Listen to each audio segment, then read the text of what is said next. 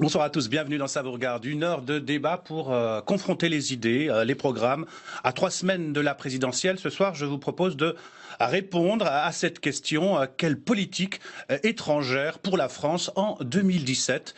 Ces élections marqueront obligatoirement un changement de personne, François Hollande n'étant pas candidat à un second mandat. On se pose beaucoup de questions. La politique étrangère de la France est-elle sans boussole? La France est-elle devenue une puissance moyenne, impactée par son propre rétrécissement économique sur la scène mondiale, qui ne doit plus sa force sur la scène internationale qu'à son statut de membre permanent du Conseil de sécurité des Nations Unies et de puissance nucléaire? Peut-on espérer une diplomatie plus flamboyante, version De Gaulle, Mitterrand? Quelles sont les perspectives? Quel est le bilan sur ce qui guide notre politique étrangère, l'identité française, la place de la France dans le monde et les relations complexes que les Français entretiennent avec la mondialisation? On en débat avec vous, #CVR, ça c'est pour les tweetos. On en débat surtout avec nos invités. Pouria Mirchaï, bonsoir. Bonsoir. Vous êtes député des Français de l'étranger en Afrique du Nord et de l'Ouest, soutien de Benoît Hamon dans cette campagne présidentielle. Vous vous occupez du pôle coopération internationale. Merci d'être venu. Face à vous, Alain Joyandet, bonsoir. Bonsoir. Vous êtes sénateur, les Républicains de la Haute-Saône, soutien de François Fillon dans cette campagne présidentielle. Vous avez été, je le rappelle, secrétaire d'État chargé de la coopération et de la francophonie sous la présidence de Nicolas Sarkozy, sous le gouvernement François Fillon 3, si je ne m'abuse. Jérôme Rivière, bonsoir. Vous êtes ancien député UMP, mais aujourd'hui membre du comité stratégique Marine 2017. Le monsieur politique étrangère, relations défense, monsieur défense de Marine Le Pen. Vous êtes candidat aux législatives, candidat Rassemblement Patriote dans le Var. Enfin, Pierre Conessa, bonsoir. Bonsoir. Vous êtes l'auteur de nombreux ouvrages sur les relations internationales et stratégiques, ancien analyste à la DGSE. Vous avez été longtemps haut fonctionnaire du ministère de la Défense, notamment directeur adjoint de la délégation des affaires stratégiques avant de rejoindre le privé. Vous venez de publier Dr Saoud et Mr Djihad, la diplomatie religieuse de l'Arabie Saoudite, et c'est chez Robert Laffont. Avant de débattre, un zoom sur les propositions des principaux candidats à la présidentielle, propositions en matière de politique étrangère, bien sûr, revue de détail, Yann Plantier. Entre l'élection de Donald Trump aux États-Unis et le retour en force de la Russie sur la scène internationale, quelles sont les propositions des candidats à la présidentielle concernant la place de la France dans le monde? Sur l'OTAN tout d'abord. Pour Fillon, Hamon, Macron, l'OTAN est une alliance essentielle dans un monde toujours traversé par les tensions.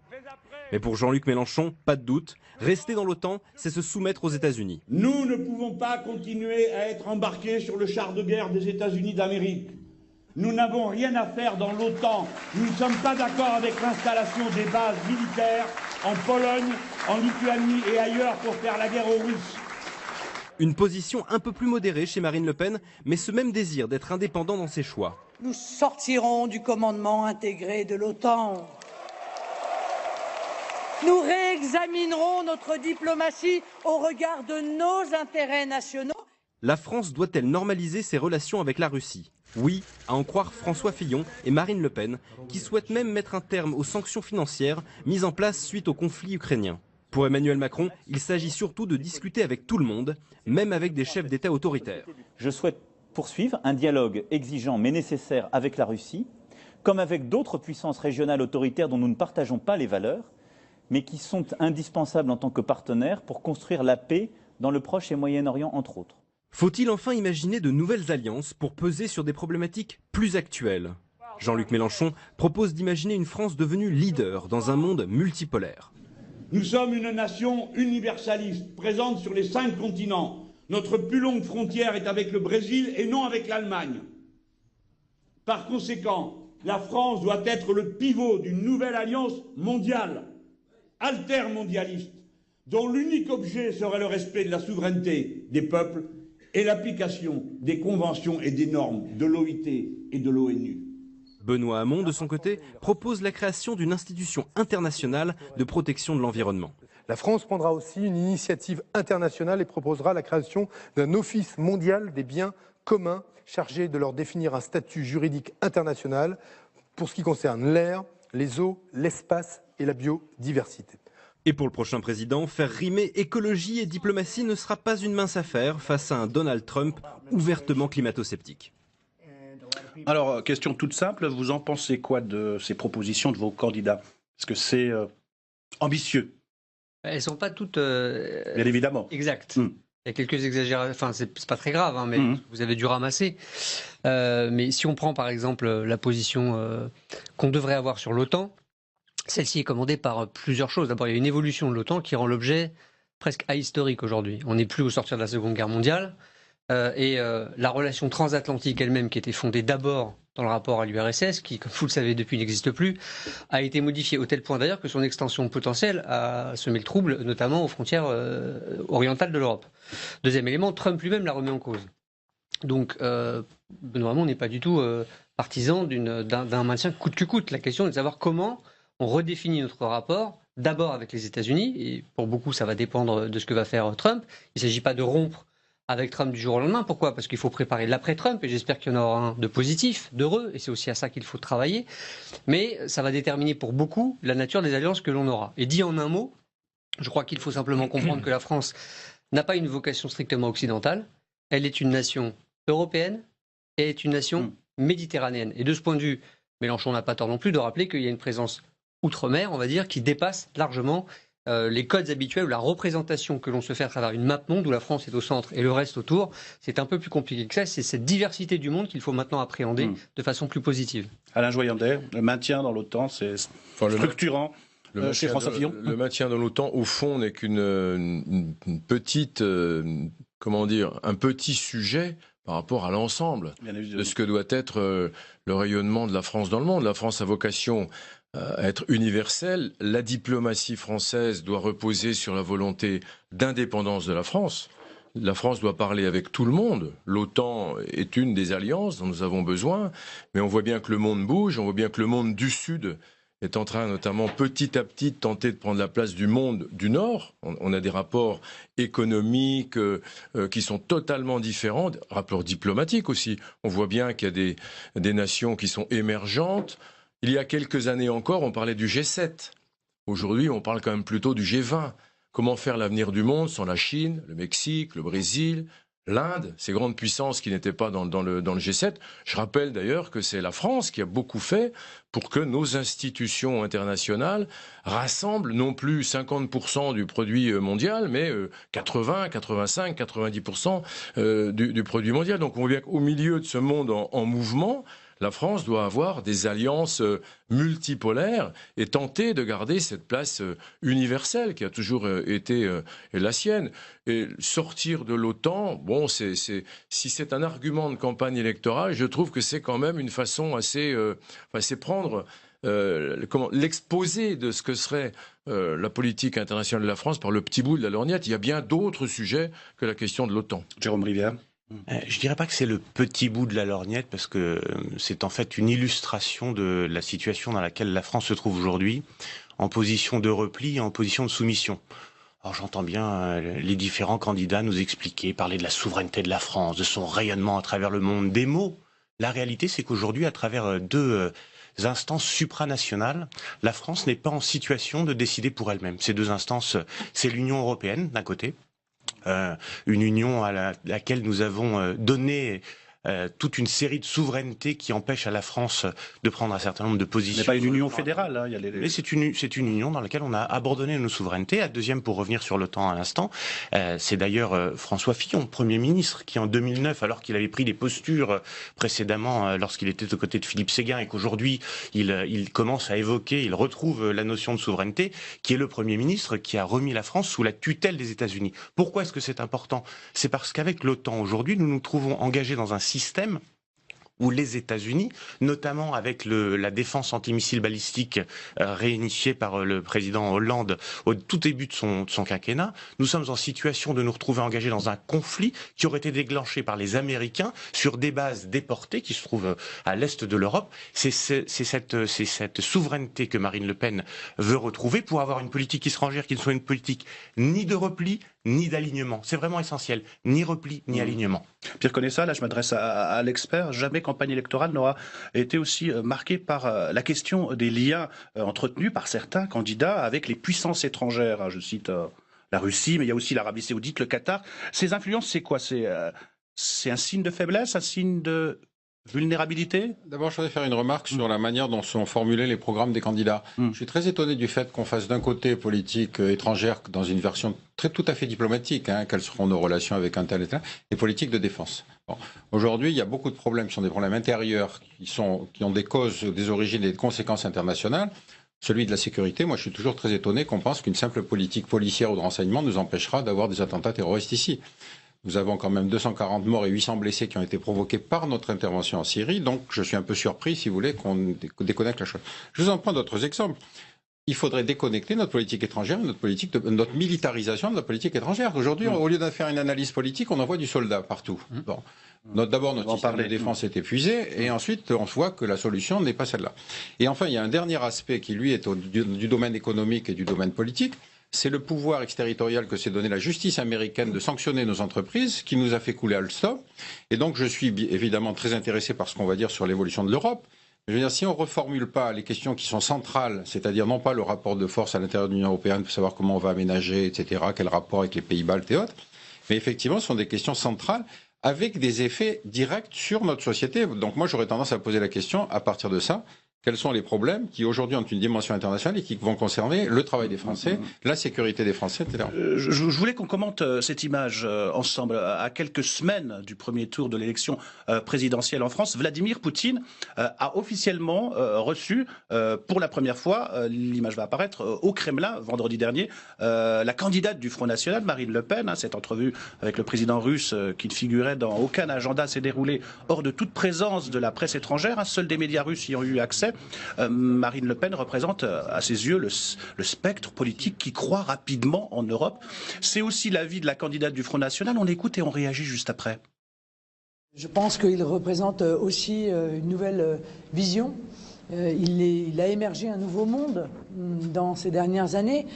C'est le monde de Vladimir Poutine, c'est le monde de Donald Trump aux États-Unis. Je suis probablement celle qui partage avec l'ensemble de ces grandes nations une vision, encore une fois, de coopération et non pas une vision de soumission et non pas une vision belliciste telle que celle qui est exprimée bien souvent, trop souvent, par l'Union européenne.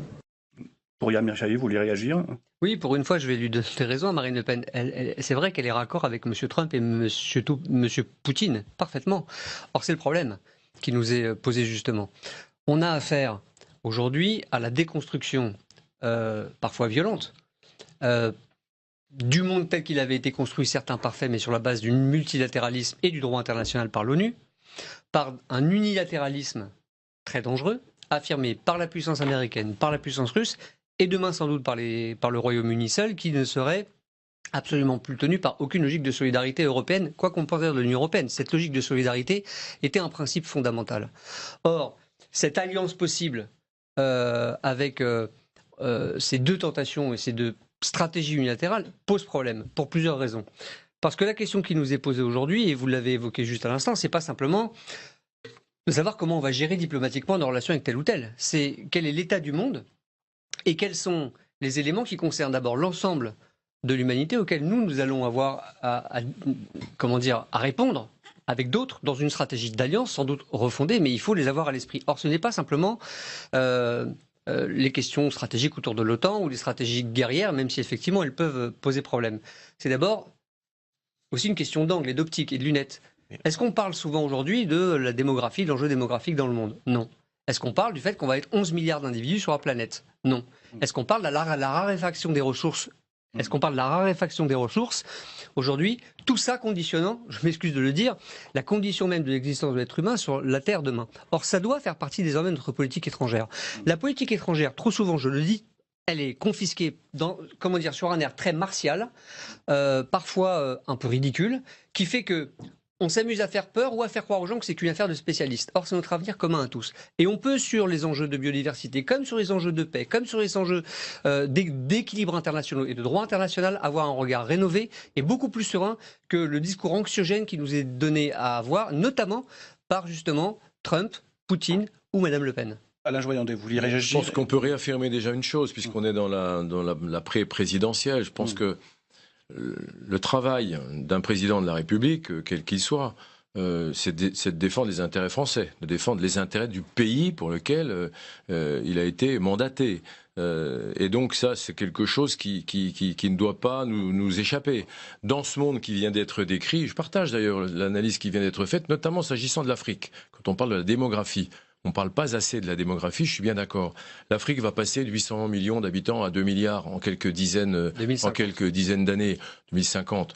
Bon, donc on voit bien que les problèmes dont on parle aujourd'hui n'ont plus rien à voir avec ce qui va se passer demain si on en reste à ce qui se passe aujourd'hui. Et dans ce monde-là, je vois pas très bien. La France doit réaffirmer, comme je disais tout à l'heure, son indépendance, mais grâce à des alliances.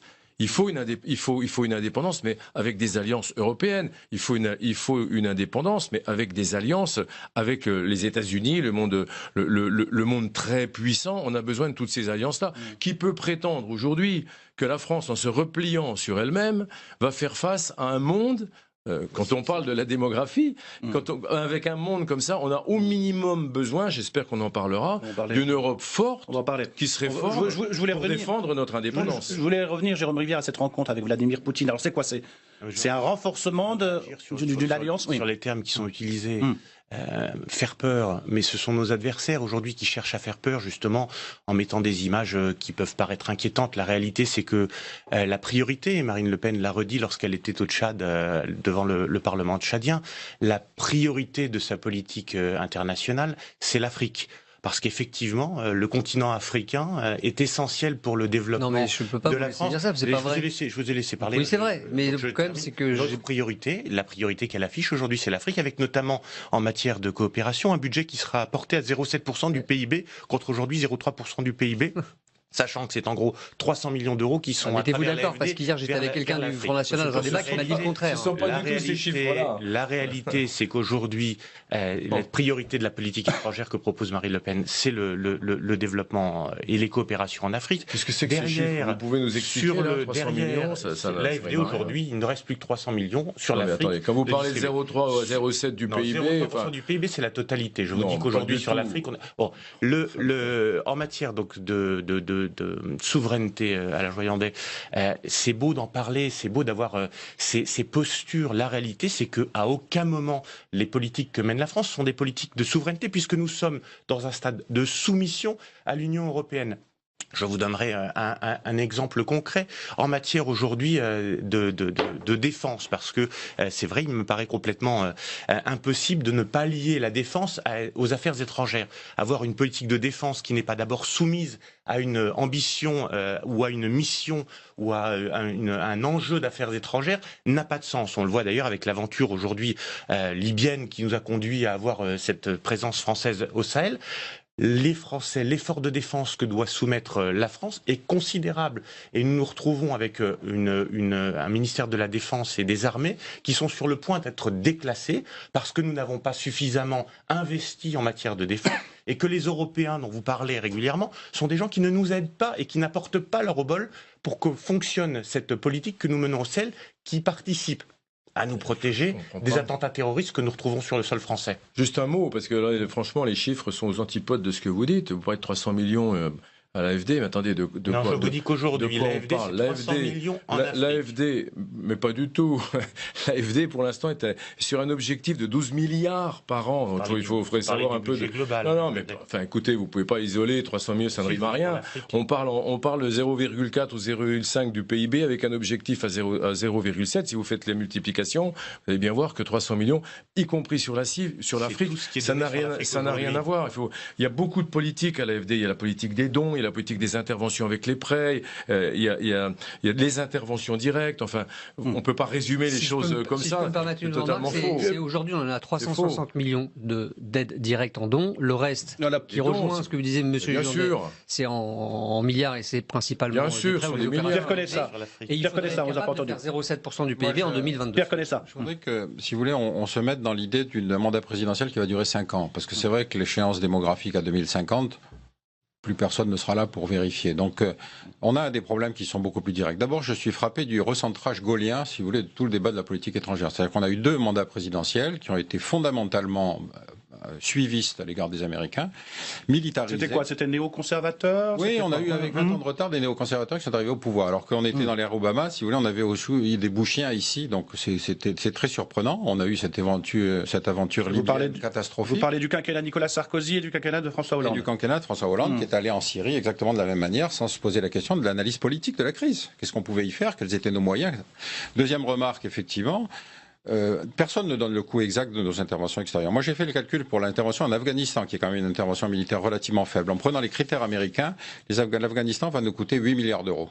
C'est pas les 800 millions qu'on impute chaque année en disant voilà ce que ça va nous coûter. Non, le coût complet de l'intervention militaire, c'est 8 milliards d'euros pour l'Afghanistan. Et je l'ai pas fait pour la Libye, je l'ai pas fait pour le... Bon, deuxième remarque. Aujourd'hui, notre véritable problème, il est notre problème économique intérieur. Et donc la politique étrangère est la conséquence de ce recentrage interne. On est aujourd'hui dans une situation où effectivement, on vit comme Venise au XVIIIe siècle. C'est-à-dire qu'on dit on est une puissance, on est du prestige, etc. Mais la maison est vérolée complètement. On se demande effectivement, il faut se poser la question à l'envers, quelles sont les actions de politique extérieure qui ont le plus d'impact positif sur notre situation intérieure et pas le contraire. Et donc tout ce qui est, si vous voulez, l'affirmation de notre nation universaliste, des droits de l'homme, etc., je veux bien y adhérer, mais enfin quand on critique la Chine et qu'on accepte l'Arabie Saoudite, je veux dire qu'on devrait être moins universaliste et beaucoup plus réaliste. Bon.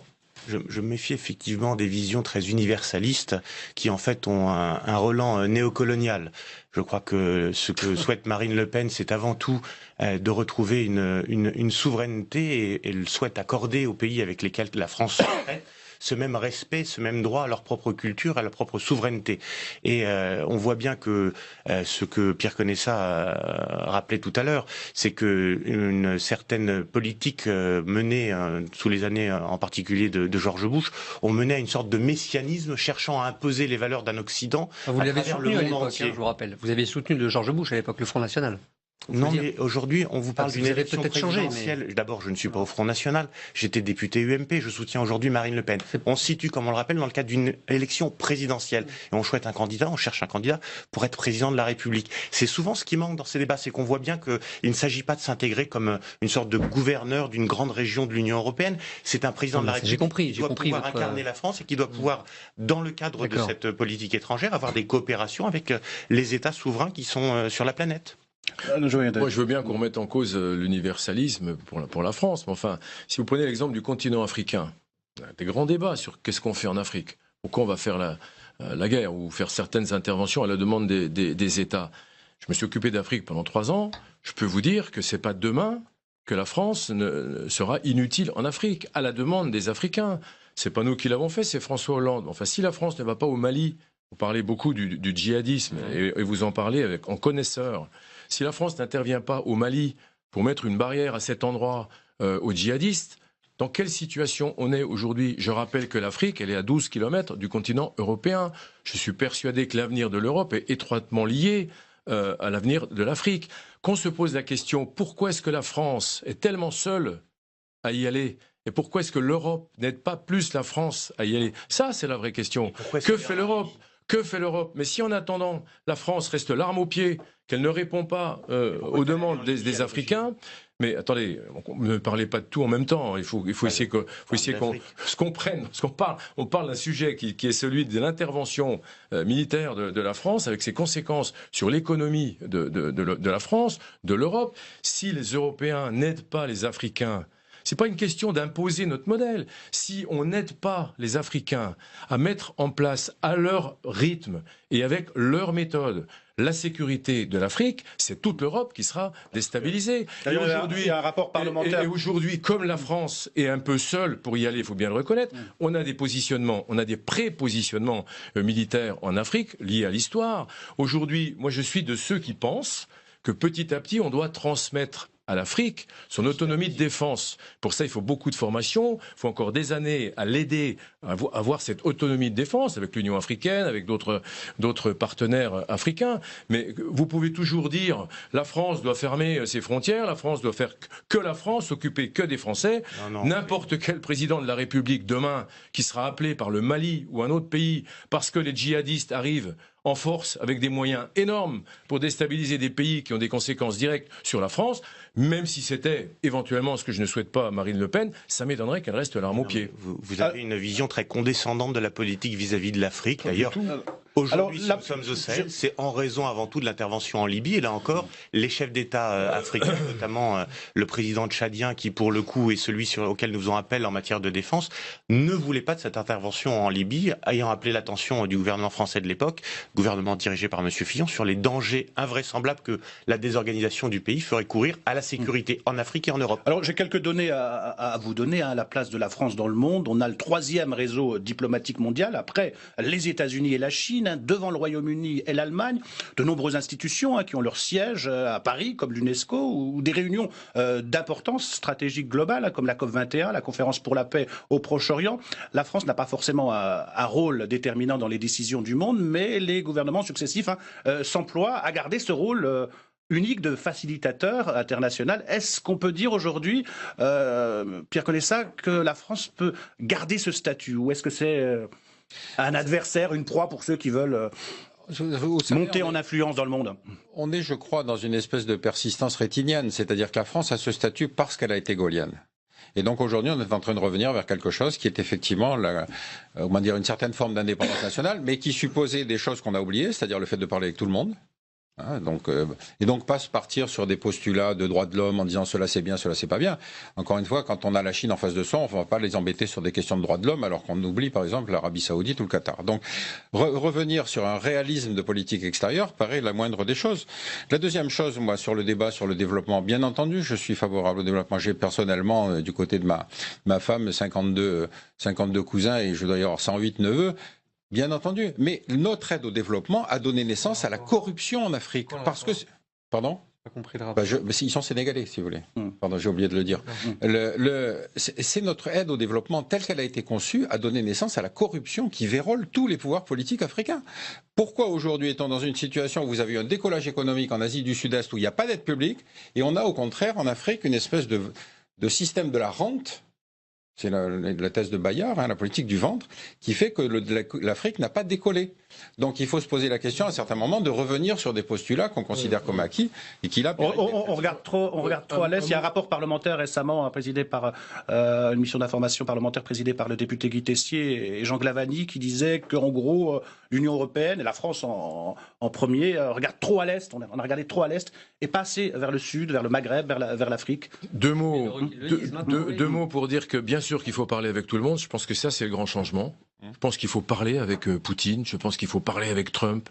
Les États décident qui ils veulent mettre à leur tête et c'est pas à nous de choisir à la place des États. Il n'y a rien de nouveau, là, permettez, on discute avec tout le monde. Là. Oui, mais bien sûr, mais parce que le monde est plus bipolaire, il est multipolaire, c'est plus compliqué. Juste un mot sur l'Afrique quand même. Parce que sur l'Afrique, il faut quand même pas trop battre notre coulpe, excusez-moi. Je pense que la France est mal jugée sur son action en Afrique. Et quand vous dites que l'Afrique ne décolle pas, c'est pas tout à fait exact quand même, parce qu'on a une croissance en Afrique qui aujourd'hui est de l'ordre de 6-7% en moyenne sur le continent africain. D'autres pays sont bien au-delà. Le Nigeria va avoir bientôt plus d'habitants que les États-Unis, avec une croissance à 2 chiffres.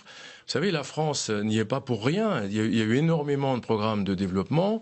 Ils n'ont pas tous conduit à la corruption. Il y a eu énormément d'investissements, notamment financés par des prêts souverains. Et on a beaucoup participé. Reste encore beaucoup à faire. Peut-être qu'il faut éliminer aussi encore certaines pratiques qui persistent. Je pense qu'il faut qu'on arrête toujours de dire il y a quelque chose qui ne va pas bien en Afrique, c'est de la faute de la France. Non, je pense que l'Afrique a beaucoup a bénéficié de l'intervention de la France. Et l'Asie du Sud-Est, c'est pas la même chose. C'est pas les mêmes tempéraments. On peut pas faire la même chose en Asie du Sud-Est et en Afrique. Enfin, en matière monétaire, on les maintient dans une sorte de tutelle avec le franc CFA. Régulièrement, les chefs d'État africains souhaitent retrouver leur souveraineté en matière monétaire. C'est pas vrai. Le président Débil s'en est ouvert récemment auprès de Marine Le Pen, qui lui a dit qu'au titre même de notre souhait de Marine Le Pen de retrouver notre souveraineté monétaire en Union européenne, il nous paraissait totalement logique que les pays africains qui le souhaitent puissent retrouver cette souveraineté monétaire. La politique qui a prévalu en France, ce que certains ont baptisé la France-Afrique, C'est avant tout une politique qui a été extrêmement condescendante et qui n'a pas été une politique menée d'État souverain à État souverain. Et c'est ce changement auquel nous souhaitons rapidement procéder. Le franc CFA, c'est celui qui, grâce à son rattachement au franc d'abord, à l'euro ensuite, a permis à l'économie africaine de se maintenir. Je vous rappelle qu'il y a 1 ou 2 conférences par an de tous les États qui sont rattachés au franc CFA et maintenant à l'euro. Et jusqu'à preuve du contraire, la majorité des États africains ne demandent pas du tout, parce qu'ils n'ont pas du tout envie d'être déstabilisés. Mais je sais que vous aimez bien les Donc il y a des On va poursuivre, messieurs. On va poursuivre. Je peux dire un mot sur l'Afrique ? Très rapidement. Vous permettez, je connais un peu, pas simplement par passion, mais j'y suis élu. Donc les Africains, ils n'ont pas attendu nos débats pour avancer, y compris vers leur propre souveraineté monétaire, économique et d'intégration régionale. Je rappelle que le Maroc vient de demander son entrée à l'Union africaine, ça a été accepté, il veut demander son entrée à la CEDEAO, qu'il y a un bouleversement de la relation sud-sud, c'est-à-dire en vérité du Maghreb avec l'Afrique subsaharienne, que les zones de mobilité, un peu comme nous on l'avait envisagé pour le continent européen, sont en train de s'accélérer, et pas que de force, aussi de gré, avec des mobilités professionnelles. Il y a bref des évolutions énormes en Afrique, et en général, la dernière réunion des ministres des Finances qui avait lieu, je crois, à Abidjan, sauf erreur de ma part, avait décidé d'avancer de toute façon vers une souveraineté monétaire plus conséquente. Donc, ça sert à rien d'avoir des postures de ce type, en plus à front renversé, où le représentant de Marine Le Pen va nous expliquer que maintenant elle est contre la France-Afrique alors qu'elle a toujours culturellement soutenu le contraire. Peu importe, c'est des effets de tribune. Mais sur le fond, il faudrait plutôt s'attacher à la question suivante. Si on considère, par nécessité mais aussi par intérêt, que le développement de l'Afrique c'est notre sécurité collective à tous et c'est le développement heureux et partagé, alors il faut savoir sur quoi on investit prioritairement. Au-delà des 2 priorités que sont la santé et l'éducation, qui sont quand même... Et la défense. Les priorités absolues. Il faut quand même essayer de s'interroger sur les évolutions en cours. Prenons un exemple. Si on continue ainsi, vous aviez balayé un peu d'un revers de la main, à mon avis, un peu rapide tout à l'heure, la question démographique. Si on regarde ce qui se passe aujourd'hui, par exemple au Niger, avec un développement démographique très rapide, sans derrière qu'il y ait des infrastructures susceptibles d'y faire face, sans qu'il y ait non plus d'ailleurs de politique de planning familial. J'espère que de ce point de vue-là, vous me soutiendrez sur la défense du planning familial, puisque vous ne le faites pas en France. En Afrique, est-ce qu'on pourrait là réfléchir à la façon dont on fait en sorte que les villes, par exemple, en l'occurrence au Niger, c'est Niamey, soient en capacité, ce qu'elles n'est pas en capacité de faire aujourd'hui, d'intégrer et d'accueillir des populations nouvelles qui sont issues de l'exode rural, parce qu'elles fuient la famine, parce qu'elles fuient des terres sèches, et que les capitales ne sont pas en situation d'infrastructures, d'eau, d'électricité, de logement, d'accueillir ces mouvements de population. Pierre Conessa, une réponse. Ce qui se passe à Niamey se passe un peu partout ailleurs. Pierre Conessa, une réponse et on poursuit après, parce que j'ai un sujet à vous lancer. Ne sont juste pas pour 2050, c'est des choses qui existent aujourd'hui. Ma critique a simplement porté sur les modalités de l'aide, c'est-à-dire tant qu'on est dans une aide publique d'État à État, on est dans un phénomène générateur de corruption. Ça veut dire qu'en Afrique, il vaut mieux être administratif que producteur. Et ben, si on est sur une aide qui est conçue comme ça, eh ben, on n'aboutira pas au développement économique de l'Afrique. Donc c'est tout. C'était ma remarque qui était sur la modalité. On a bien réorienté. Elle a été quand même très, très réorientée cette aide, puisque on donne la priorité aujourd'hui. On donne la priorité aujourd'hui au financement de développement économique avec la création d'outils de développement économique, parce que là où il y a de l'emploi, j'ai plein d'exemples en tête. Là où il y a de l'emploi qui est créé en Afrique, d'abord, on n'a aucun problème de formation parce que ça va très très vite. Et dans des bassins de population entiers, on n'a plus de problème de santé et d'éducation. Dès qu'il y a du travail... On va poursuivre. Messieurs, il y a quand même une famine de 20 millions de personnes. On va poursuivre. Il y a l'Afrique, il y a aussi, donc en matière de politique étrangère pour la France, il y a aussi ses voisins européens. Il y a eu le Brexit, un divorce après 40 ans. D'un mariage sans amour. Le Royaume-Uni a enclenché hier le Brexit, la sortie de la Grande-Bretagne de l'Union européenne. Les négociations vont pouvoir commencer. Maïté Frémont. Sur le cliché, l'ambassadeur britannique Tim Barrow remet en main propre à Donald Tusk, président du Conseil européen, la lettre de rupture, celle qui déclenche la sortie du Royaume-Uni de l'Union européenne. Il n'y a aucune raison de faire comme si c'était une journée heureuse, ni à Bruxelles ni à Londres. Après tout, la plupart des Européens, y compris près de la moitié des électeurs britanniques, souhaitaient que nous restions unis et non pas séparés. Que puis-je ajouter à ça? Vous nous manquez déjà. Merci et au revoir.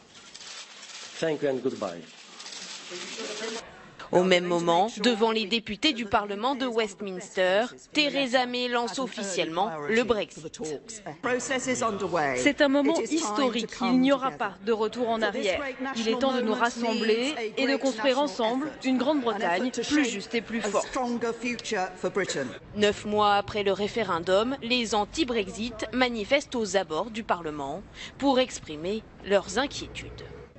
Nous voulons que Theresa May écoute le pays tout entier et en tant que citoyens, nous refusons de rester calmes. Nous refusons d'être bâillonnés, d'être réduits au silence et nous allons nous battre pour nos droits pendant ces 2 ans de négociations.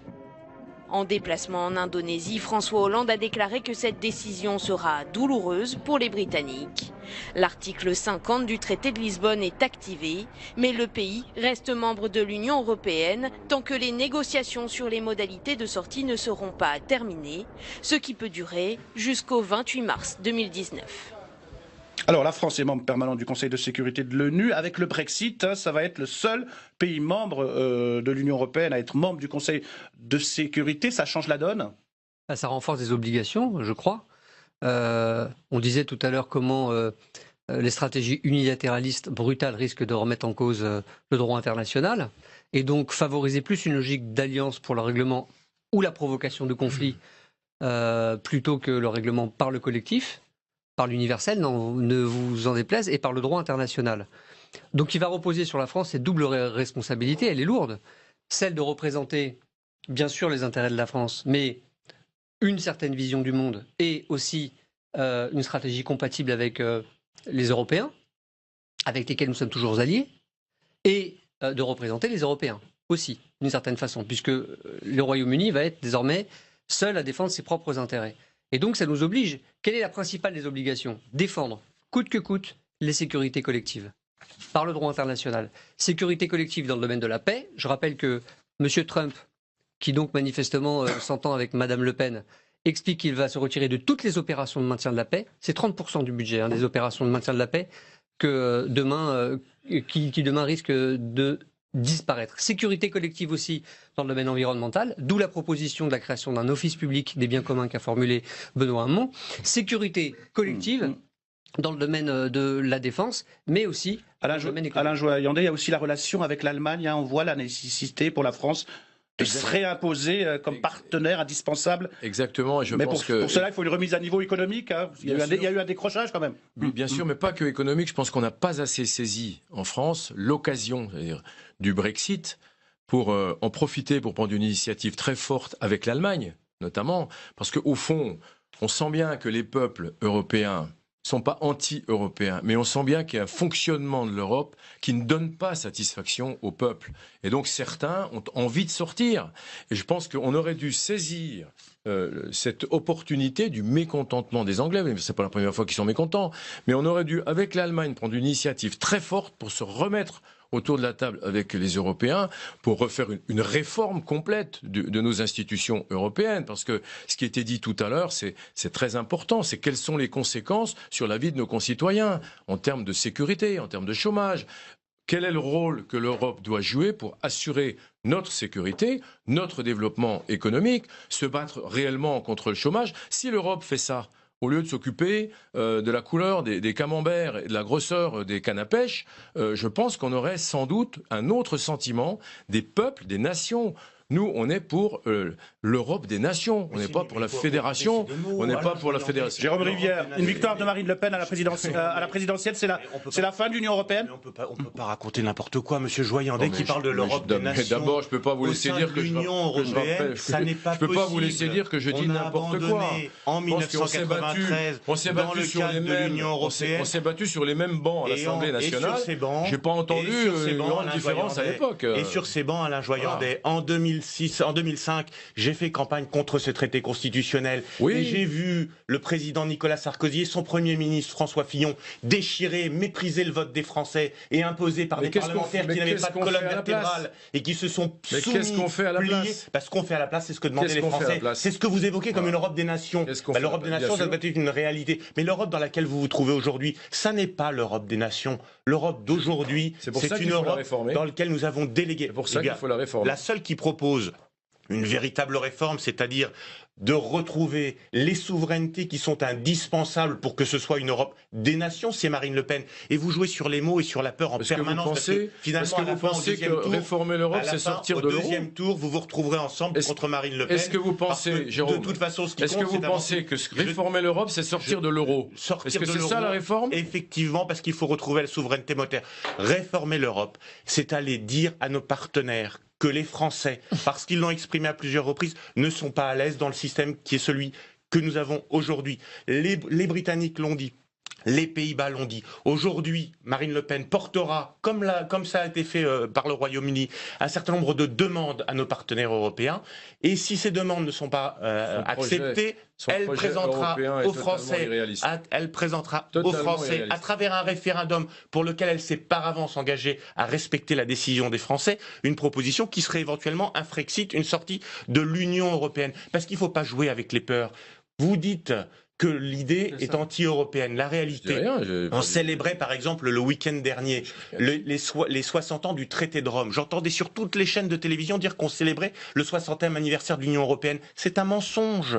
L'Union européenne, l'abandon de nos souverainetés date de 1993. Le traité de Rome, la construction européenne. Les 60 ans de la construction européenne. C'est très différent. Jamais Marine Le Pen n'a inscrit une politique en dehors de coopération avec nos grands voisins. Pierre connaît ça. Une politique étrangère, elle repose sur trois choses, des intérêts, des valeurs et des alliances. Il y a une relation depuis la fin de la Seconde Guerre mondiale, Paris, Londres, Washington, le P3, avec le Brexit après l'élection de Donald Trump. Vous voyez comment l'avenir de ce P3, ça change la donne. C'était structurant. Oui, absolument, surtout en matière de défense d'ailleurs. Oui, il y a eu dans d'autres domaines. Les accords de Lancaster House. Moi, je suis frappé par deux choses, si vous voulez, sur le vote du Brexit. D'abord, il y a une signification intérieure. La place de Londres était la place financière de l'Europe. Et puis, quand la City s'est opposée au vote, si vous voulez, en disant non, il faut surtout pas sortir de l'Europe, les citoyens anglais ont dit ben quoi, la City va gagner moins d'argent ? Diable, quel est le problème? C'est-à-dire que les Anglais ont voté sur une forme de la mondialisation qui est un peu la réaction qu'on a constatée aux États-Unis aujourd'hui. C'est-à-dire si la mondialisation détruit de l'emploi, eh ben on vote contre la mondialisation. Or, ce qui est aujourd'hui le cas de la dynamique européenne, surtout fonctionnaire d'ailleurs beaucoup plus que politique, c'est de continuer à passer des accords de libre-échange avec la planète entière, c'est-à-dire de continuer dans cette vision de la mondialisation heureuse qui fait que ce sont les fonctionnaires qui négocient et plus les politiques.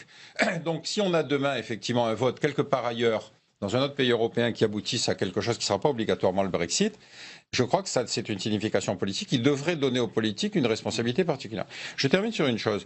Personne ne peut dire comment la Grande-Bretagne va sortir du Brexit.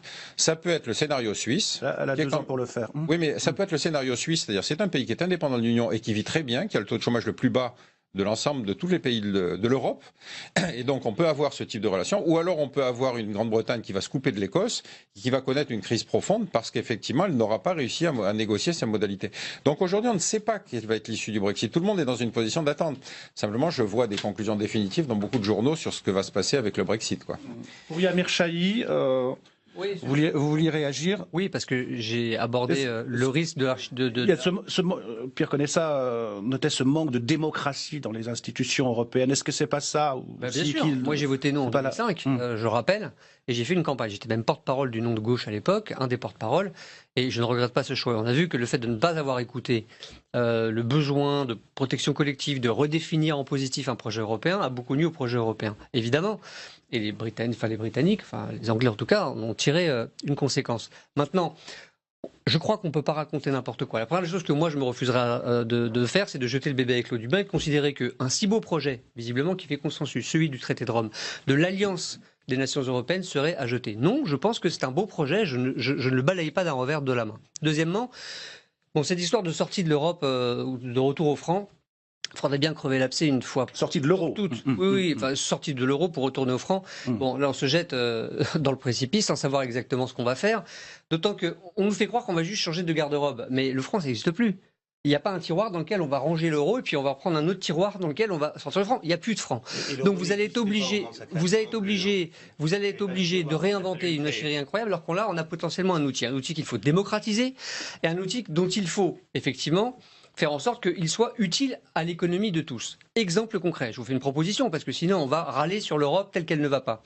Ce que nous vous avons proposé avec Benoît Hamon, c'est la mise en place d'un traité budgétaire, de 2 traités d'ailleurs. Un traité énergétique. Vous pensez que les Français veulent encore En tout cas, on va proposer, ça se soumettra aux Français simplement, c'est ce qu'on propose là dans le débat, c'est de faire en sorte que la zone euro, celle qui est concernée directement, parce qu'effectivement avant on marchait un peu sur la tête et on avait des gens qui n'avaient pas la monnaie européenne, les Britanniques par exemple, qui décidaient de notre modèle économique.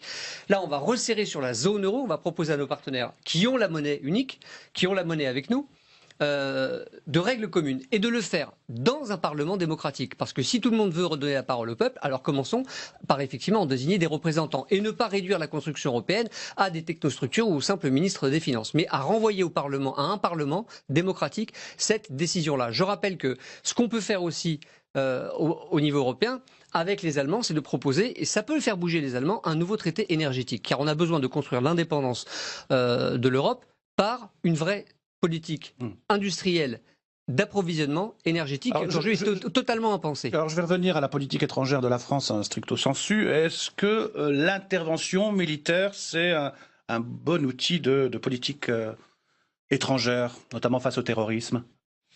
Moi, j'aurais tendance à vous dire non. Je vais vous dire non parce que, effectivement, quand les gens sont allés au Bataclan, les terroristes ont tiré sur la foule, ils le disaient, vous bombardez chez nous, on vient tuer des gens chez vous. Donc, prétendre que c'est pour notre système de valeurs, bien sûr que c'est pour notre système de valeurs. Les salafistes sont tous sauf des démocrates. Le salafisme est un produit induit de l'Arabie Saoudite, je le rappelle. Donc, arriver à dire que nous sommes attaqués pour ce que nous sommes et pas pour ce que nous faisons, est quelque chose qui est totalement aberrant. Je suis désolé du fait que le gouvernement, celui-ci comme d'ailleurs le précédent, n'ait jamais inclus la réflexion sur notre politique étrangère dans la cause de l'insécurité en France. Est-ce qu'on n'a pas utilisé l'outil militaire de façon trop systématique, Alain Joyandet ? Je peux me permettre de faire une réponse pour revenir un tout petit peu au sujet européen, mais sur la question de la sécurité. Je pense que le manque de confiance vis-à-vis de l'Europe, c'est aussi la question de la sécurité pour nos concitoyens. On voit très bien qu'aujourd'hui, Schengen ne fonctionne plus. Nous, on fait la proposition de revoir Schengen. C'est un vrai sujet. Parce que si l'Europe n'assure pas ses frontières, chacun des États devient un ensemble d'États passoires. Et on voit bien que c'est quand même une des principales préoccupations. On sait bien qu'il ne peut pas y avoir de développement économique permanent si on se retrouve dans une insécurité permanente. Donc je crois que c'est un vrai sujet, celui de la sécurité. Alors après, est-ce qu'il faut faire la guerre ? Moi je dis que quand on nous fait la guerre, il faut faire la guerre. Mais il faut faire la guerre avec les Européens. Et c'est clair qu'on est trop peu nombreux à y mettre des moyens. Alors après, est-ce que c'est parce qu'on est allé faire la guerre chez eux, qu'ils viennent faire chez nous les horreurs qu'ils commettent? Après, ça c'est une appréciation qui est quand même assez subjective parce que on est quand même dans un radicalisme islamique et on est là dans une, j'ose employer le terme, dans une guerre de religion, dans une guerre de civilisation. Et je suis pas certain que c'est parce qu'il y a eu telle ou telle intervention que les gens viennent chez nous tuer nos concitoyens, chez nous en Europe ou ailleurs. Je crois que franchement, on est face à un courant radical islamique qui va bien au-delà. Et c'est notre sécurité qui est en jeu. Donc moi, je pense que quand on nous fait la guerre, il faut faire la guerre, il faut le faire avec les Européens. Depuis le Bataclan et le discours de François Hollande, la France se considère en guerre, et ça veut dire quoi ? On est vraiment en guerre ? Jérôme Rivière et pour Yamir Chahi. On a quand même un problème qui est d'assurer la sécurité des Français. C'est l'une des toutes premières missions du président de la République, assurer la sécurité. Mais c'est guerre ou défi sécuritaire ? On est aujourd'hui en guerre avec l'État islamique, très clairement. C'est une guerre que mènent des soldats français aujourd'hui au Sahel, en Syrie. Il y a une guerre. C'est dire autre chose, c'est ne pas porter beaucoup de considération aux femmes et aux hommes qui sont sur ces théâtres extérieurs. Mais en matière de sécurité, la réalité, c'est qu'il faut des frontières. On voit bien réformer Schengen. Aujourd'hui, il n'y a pas de frontières. Une passoire a au moins l'avantage de présenter quelques filets pour empêcher tout l'autre de passer d'un coup. Aujourd'hui, il n'y a pas de frontières du tout. Quand dans les émissions, on entend le ministre de l'Intérieur nous expliquer que les frontières ont été rétablies, c'est un vaste mensonge. Il n'y a même plus les postes physiques. Donc on a un problème. Pour ce qui concerne la politique de défense, ça n'est pas une politique en soi. Elle doit être soumise à une politique et à des choix en matière de politique internationale. Ça n'est qu'un outil. Et Nicolas Sarkozy, avec l'affaire libyenne, et François Hollande au Mali, ont mené avant tout des politiques aventureuses. Ce sont des aventures. Ils ont forcé les militaires à s'engager sur des théâtres sans jamais avoir réfléchi à des solutions de sortie. Quand vous regardez aujourd'hui, vous demandez au commandant de la force à Barkhane les raisons, les perspectives qu'il imagine de trouver une issue politique à la crise, il nous explique très tranquillement qu'il ne voit pas de sortie avant au moins 10 ans. Au moins 10 ans, ça veut dire que pendant 10 ans, la France va devoir faire un effort militaire de défense intense pour que le chaos ne s'empare pas définitivement de la zone sahélienne et que ce chaos se transforme ensuite en acte terroriste en France. Et ça, c'est des improvisations. Et je suis désolé de revenir sur ce qu'a fait Nicolas Sarkozy en Libye. C'est une démêche nombreuse. Pour Yamir Chahdi, très rapidement, pour Yamir Chahdi, pour dire une chose quand même, parce que j'entends ça en permanence, l'erreur qu'on a faite en Libye. Je regrette, en Libye, on a empêché, alors on peut voir les choses que la bouteille à moitié vide ou la bouteille à moitié pleine. On a empêché en Libye un massacre. On a empêché en Libye un massacre. Je rappelle qu'après notre intervention en Libye, il y a eu des élections en Libye. Ce sont les modérés qui ont gagné les élections. Sauf qu'après, on les a laissés tomber. En 2012, on les a laissés tomber. C'est du messianisme. Mais pas du tout. Pas du tout. Je dis juste, c'est pour rétablir. C'est pour rétablir les valeurs occidentales. Parce qu'après, 5 ans, 10 ans plus tard, on une aventure sur laquelle des jugements à l'emporte-pièce. Mais je dis juste que ce sont des modérés qui ont gagné les élections après notre intervention. Et comme dans tout pays, comme la Libye, ils ont besoin de l'aide internationale pour maintenir leurs institutions démocratiques. Ils nous l'ont demandé, on ne l'a pas fait. On a voulu plaquer un modèle et on a obtenu le chaos qui engendre du terrorisme. Il y a aussi la question du fait religieux, comment la France doit aborder ses rapports avec l'islam. Oui, mais alors là, on part un peu dans tous les sens entre le système onusien, l'Europe, la guerre. Enfin bon, moi, je voudrais revenir sur ce point précis, qui est la militarisation de la politique étrangère. Bien sûr, ça pose un problème. Évidemment que ça pose un souci, que c'est peut-être le sujet. On n'est pas le gendarme du monde et encore moins le gendarme de l'Afrique.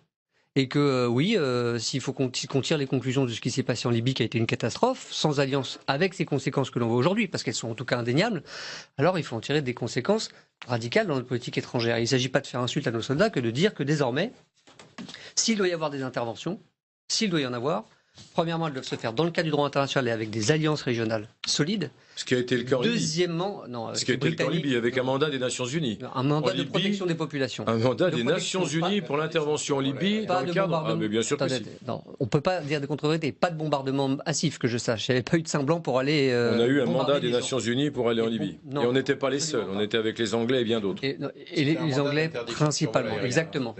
Donc voilà, il faut remettre les choses à leur place et dire les choses telles qu'elles furent. La nuance n'est pas majeure. Oh, si, elle est essentielle parce que du coup, ça a déstabilisé beaucoup de choses. Donc je pense qu'il faut privilégier le droit international, les alliances régionales. Parce que ceux qui sont concernés, ce sont d'abord les voisins. Et ils le payent aujourd'hui. Et d'ailleurs, vous avez rappelé vous-même l'intervention. Ce sont des autos. Le droit international. Vous en parlez à plusieurs reprises. Le droit international. Alors, je vous explique un truc qui s'appelle. Est-ce que par exemple, c'est l'égalité entre l'homme et les femmes? Donc ça veut dire que. Mais je peux répondre à votre question si vous posez une question. Avec l'Arabie Saoudite, doit être empreinte ce droit international. Bien sûr. Donc il faut rompre nos relations ou en tout cas modifier nos relations avec l'Arabie Saoudite et le Qatar. Alors je vous explique. Il y a un truc. Pas les femmes. Il y a un truc qui s'appelle la Charte des Nations Unies. Je ne sais pas si vous voyez. Voilà, ça c'est le fondement du droit international. Mais je crois qu'il avait compris. À partir de là, du droit. Non, mais je parle pas de votre droit à vous, je parle du droit international. Pierre Connaissat, on vous a pas entendu sur la question. Je voudrais juste finir sur un deuxième point, mais je fais vite. Donc, très rapidement. Premier aspect, les alliances, le droit international, ne vous en déplaise. Et deuxièmement, des perspectives de développement. Parce que, encore une fois, si on laisse des États en faillite, sans capacité régalienne, sans capacité de lever l'impôt, parce que pas d'activité économique, évidemment, c'est la porte ouverte à tous les trafics, à tous les trafiquants, à tous les groupes armés, djihadistes ou pas. Et évidemment, on ne s'en sortira pas, ce sera le tonneau des Danaïdes. Et vous pourrez toujours boucher un trou avec une armée, il y en aura un autre qui s'ouvrira de l'autre côté. Donc, il faut avoir une vision de long terme. Oui, il faut avoir une projection, et je pense que c'est... Donc, moins d'intervention militaire En tout cas, plus cadré et avec une perspective de développement. D'ailleurs, les premiers à le dire, vous savez, ce sont nos militaires. Le chef d'état-major des armées, lui-même, il le dit. Lui-même, il dit qu'il ne pourra pas tenir, contrairement à ce que vous dites, 10 ans comme ça. Il n'a jamais dit ça. Dit que vous pouvez tenir, j'ai dit qu'il fallait... Pierre Connaissat. Certainement pas. Je vais faire le tour de table parce que sinon c'est déséquilibré. Pierre Connaissat. D'un côté dire il ne fallait pas intervenir en Libye, mais on va intervenir pendant 10 ans dans tous les autres pays. On est obligé, malheureusement. Pierre Connaissat, sur le fait religieux. Sur le fait religieux complémentaire. Sur le fait religieux. Vous direz ça à votre ami Poutine. Juste un petit retour en arrière. La Charte internationale des droits, la Charte constitutive de l'ONU a été signée en 1948 par 5 pays qui étaient les États-Unis, qui étaient ségrégationnistes à l'époque, la France et la Grande-Bretagne qui était colonialiste, la Russie qui était sous l'époque stalinienne, et puis la Chine qui était Chiang Kai-shek. Bon, donc on peut écrire des textes, ensuite les mettre en œuvre, c'est autre chose. Deuxième remarque, la résolution sur l'ONU, sur la Libye, pardon, a été votée par des pays qui représentaient 9% de la population mondiale. Aujourd'hui, le système onusien ne représente pas l'opinion mondiale. C'est un système hérité de la Seconde Guerre mondiale, qui est très difficile à réformer d'ailleurs. Hein. Il vaut mieux le critiquer que d'essayer de le réformer. Et puis si je dois revenir sur les interventions militaires et surtout dans nos grands enjeux, si vous voulez, humanistes, la crise la plus meurtrière depuis la fin de la Seconde Guerre mondiale, c'est la crise du Congo, qui a fait plus de 3 millions de morts, 13 000 enfants enlevés. On n'est pas intervenu militairement au Congo. On est allé intervenir en Syrie. Donc je veux surtout revenir sur la politique sur le sujet. Et le fait religieux, pour revenir sur votre question, est une question centrale aujourd'hui. Nous n'avons aucune compétence en matière diplomatique sur la question du fait religieux. Pourquoi je vous dis ça? Parce qu'aujourd'hui, par exemple, le Quai d'Orsay a reconnu n'avoir jamais étudié ce qu'est la Ligue islamique mondiale. La Ligue islamique mondiale, c'est le bras armé de l'Arabie saoudite. On ne sait pas ce qu'elle fait. Or, c'est un système dont on voit qu'il a financé des mosquées ici. Et on a interprété la loi de 1901 en se disant « mais nous ne pouvons pas intervenir ». Mais c'est pas vrai. La loi de 1901 peut très bien être associée à une loi de contrôle des subventions étrangères à des associations sur le territoire français. Et qui serait un très bon moyen... Pardon ? 1905, je crois. C'est la loi de 1905 nous autoriserait. 1905. Oui, pardon, je vous ai dit 1901. Pardon. 1905, nous autoriserait effectivement à contrôler le radicalisme qui, encore une fois, touche toutes les religions aujourd'hui, pas seulement l'islam. Dans cette émission, on a l'habitude de donner la parole à nos sentinelles citoyennes. On est avec Laura Conti. Vous vouliez réagir? Oui, bonsoir. Bonsoir. Je voulais réagir parce que je voulais parler clairement d'un des points du programme de Benoît Hamon, et d'ailleurs Jean-Luc Mélenchon partage le même. Il s'agit d'intervenir dans la politique du Proche-Orient et de soutenir les Palestiniens. C'est inscrit dans le programme. Or, je ne comprends pas comment on peut, après ce que nous avons connu, les importations du conflit israélo-palestinien dans notre pays, avec les attentats, on peut seulement imaginer aller défendre l'un ou l'autre. D'ailleurs, je veux dire que si on veut se préoccuper de ce problème si important, il faut être pour les Palestiniens et pour les Israéliens. Si on prend parti, on ne peut pas le régler. Donc je trouve très dangereux que deux de nos candidats souhaitent régler ce problème et nous l'annoncent dans le programme. Merci. Donc le conflit israélo-palestinien, la France doit garder son rôle d'équilibre, de facilitateur. Non, dans cette affaire-là, je ne recherche pas l'équilibre, je recherche la justice. Je trouve que la justice est bafouée au regard du droit des Palestiniens. Mais ça ne veut pas dire dédier aux Israéliens le droit qu'ils ont d'ailleurs déjà acquis d'avoir leur propre État et de l'avoir en sécurité. Donc il s'agit tout simplement, y compris pour favoriser la paix entre les Israéliens et les Palestiniens, de donner cette reconnaissance juridique indispensable à la négociation digne de ce nom aux Palestiniens, qui n'ont pas d'État, sauf en tant que membres observateurs de l'ONU, 194e. Mais l'idée, c'est de leur donner ce droit plein et entier. Et vous comprenez bien qu'au regard du droit international, lorsque vous négociez avec un État ou lorsque vous négociez avec un non-État, c'est pas la même chose. C'est tout. Et donc, au nom d'un équilibre, certes, mais surtout de la justice internationale, je pense que c'est important que de promouvoir, encore une fois, ces règles de droit, ces règles qui me paraissent utiles, c'est-à-dire le droit des peuples à disposer d'eux-mêmes, les souverainetés, etc. Ce sera le mot de la fin. En tout cas, merci à vous d'être venu débattre avec nous. À Pierre Colessa, je remonte votre dernier ouvrage, Dr Saoud Mouster Djihad, la diplomatie religieuse de l'Arabie Saoudite, chez Robert Laffont. Merci à vous de nous avoir suivis. Demain, on se retrouve pour parler écologie dans la campagne présidentielle. Bye bye.